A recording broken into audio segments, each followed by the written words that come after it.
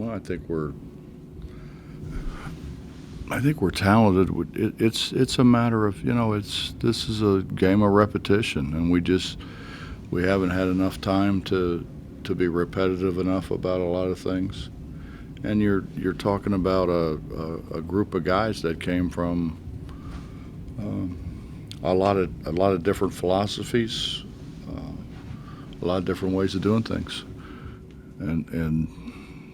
and I just went back and looked at some practice schedules from Kansas State, some practice schedules from Cincinnati, and I tried to look at what was successful for us. And I mean, it comes down to the same thing all the time. It's repetition. The more you do it, the better you're going to get at it, the better you're going to understand it. So, talking to your guys, you got a new team basically, but you've got a team of adults. And there's a different dynamic there when you've got 21, 22, 23-year-old guys as opposed to a group of 18-year-olds.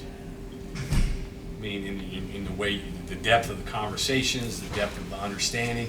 So has it been refreshing to have a bunch of older dudes to be able to work with and understand maybe bigger concepts, things that you're trying to get across? Well, I think in that regard, they have more of their own ideas as well.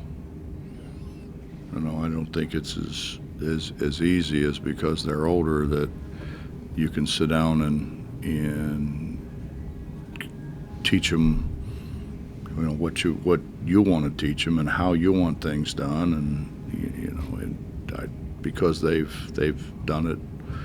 I mean, some of them, multiple different ways for maybe 4 years or 5 years, 5, but probably 4. So. Fly. You're just about a dead fly. So that's the other way of looking at it. But I mean, you do have guys that can understand things that maybe an 18-year-old can't, that you can get across to them. I don't know. I mean, I think people would argue sometimes that you're better off teaching people from the beginning because they don't have another idea, another another way of doing things. Sometimes I think factually, it's harder to break old habits than it is start new. So it's not as easy as what it seemingly looks on the outside. How's that? I'm sorry, go ahead, Bob. Yeah, Bob, you've had a couple of bloody noses in practice and some cuts and stitches and things like that. I assume you're not feeling sorry for any of them guys. Actually, Bob, we had a broken nose, which I thought was really was really a good deal. No, I'm teasing, but we did have broken nose. We've had one broken nose. But I assume you consider that a mark of what you're trying to get across. It's a badge of courage. Yeah. Mm. There's the competitiveness that you didn't have last year, right? They want to play. I mean, they all came here to play, and I think it's helped the younger guys because they're looking around knowing that they've got to be competitive if they're going to play. So yeah, I think it's been really good from a competitive standpoint. It's the same kind of it's what we were talking about before. You're trying to do the same thing without letting them know they're doing the same thing. There's a lot of trickery involved. You don't want them to get bored, and that's when generally things happen. When everybody's bored and they're not as careful. They don't see things because they're really, their mind's not in doing what they need to get done. But it's a really good group of guys, and surprisingly, so they really like each other. You know, I think we all had a fear of guys coming in, and especially when guys are coming in competing for the same position, that they really wouldn't like each other very much. Hasn't been the case at all. They've been. I think they get along really well. You watch them walking out of here. You know, they come in here together. I think it's a good group. Liking each other is not the prerequisite to have a good team, though. You've had good teams and guys that like each other. Not very many. Not very many. No, not very many. I mean, I've had a few, but not very many. You wanted. They all hate me. If you kind of look at things on paper, Sean transfers out, Stevenson kind of comes in, and it kind of looks like on the outside that maybe that you're using him to replace Sean. But are you getting more anything different out of Stevenson? I mean, was the thought of bringing him in just to replace Sean? Or? No, not at all. He's got great toughness. If you go back to, we played him. He was at Wichita. He's the guy who made the shots, and he made hard shots to get Wichita back in the game against us. So I think we've all been aware of him for quite a time now. And he's a really tough kid, and two, he's defensively he's pretty good. And he's competitive. He's just so competitive. He raises the level of our practice because of his competitiveness. He says he wants to be you when he gets through with basketball. He didn't have a shot. There's only one of me, Bob. I mean, Thank God.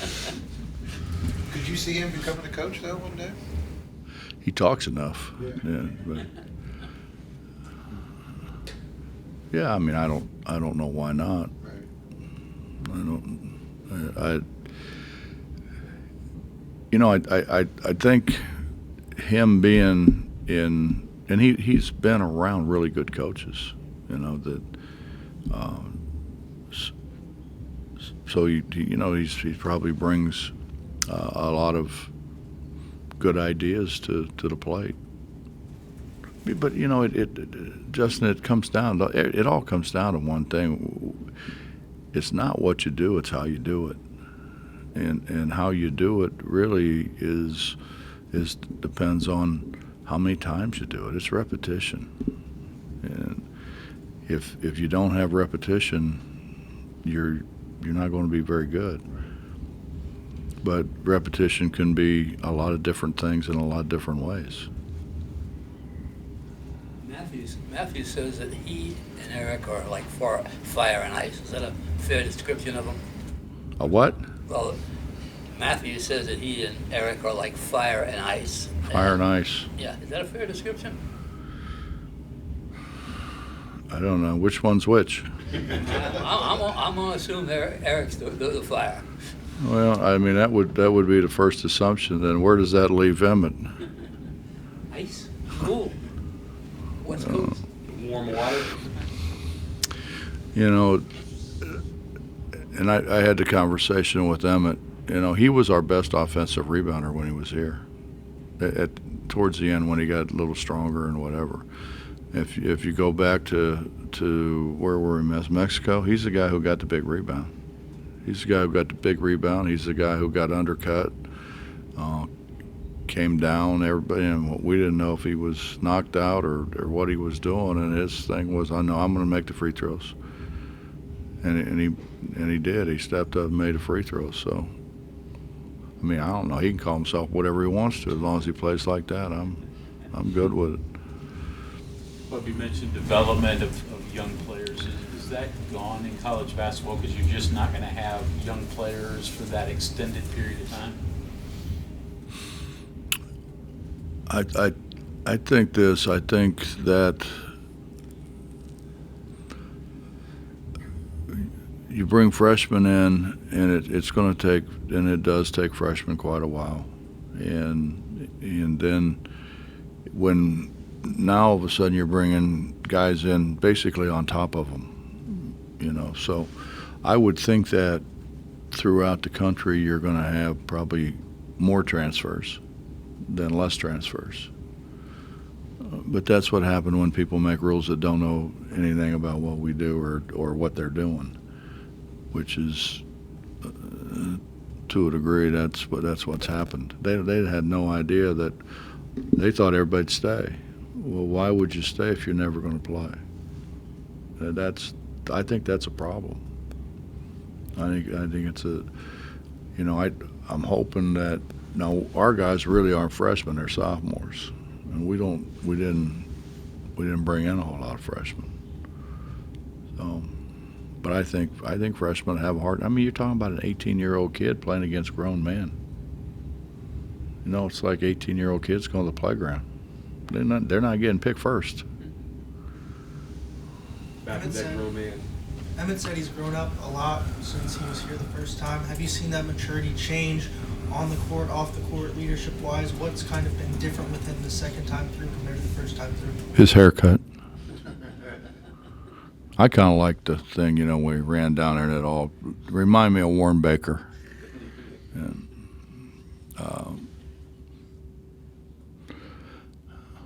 well, I mean, I'm sure that he's matured more. Who wouldn't? And he's been exposed to a different culture. They were his own team. They're not physical like we are. But he spent more time here than he did anywhere else. So I think his culture is our culture, which helps us a bunch. Emmett says the Pac-12 is a salad smoothie league. You guys are meat and potatoes. See, I'm not getting into that because, Emma can say that and then they won't kill him in the Seattle paper. If I say that, I get murdered. And it's not that I really care what the Seattle paper says, but... Jimmy Bell, you've had another week with him, and Keaty mentioned him. He's a tough guy to move. You think he's a diamond in the rough? Is he a Bob Huggins big? He's impossible to move. He's getting better and better and better. I'm hoping that he ends up being, like one of those bigs that I used to have. That when we throw it close, they're going to score it. And he's not there yet, but Jimmy really works, puts a lot of time in, has done an incredible job with Sean in the weight room, getting his weight down, getting to where he feels and Sean feels that's where he ought to play. But I mean, I'm sure there's some guys somewhere that can move him, but they're not here. He gets position he wants, and they don't move him. Does he have a willingness to go get the ball the way Derek did? He's not Derek. But does he go after the ball the way he wanted to? Well, here. I just saw a thing where somebody said something. Oh, it was some article somebody sent me about Derek and Oscar. Oscar wasn't Derek. Derek's big, strong, tough, fast, great feet. Derek may be a one-of-a-kind guy. It's just if Derek would have put the time in to make his offense better, to be more, to be better offensively. I mean, defensively, I haven't had other than like maybe Kenyon and Jermaine Tate and those guys, I haven't had anybody even close to him, what he could do defensively. I mean, you're talking about a 6'10", 265-pound guy who would go out and guard guards. You're talking about a guy who was the fastest guy in the gym. And he was the fastest guy in the gym. I don't care who was in there, who we've had. He was the fastest guy in the gym. A physically talented guy. So you can't compare Derek to any of those guys. Just his willingness to go rebound. You see that from Jimmy? Oh, Jimmy will go rebound it. Jimmy will go rebound it for sure.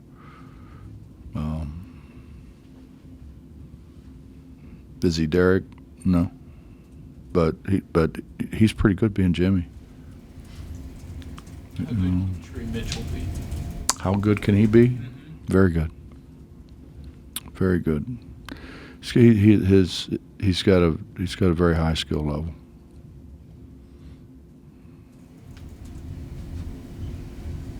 Got to get him to rebound it more consistently, but that'll come.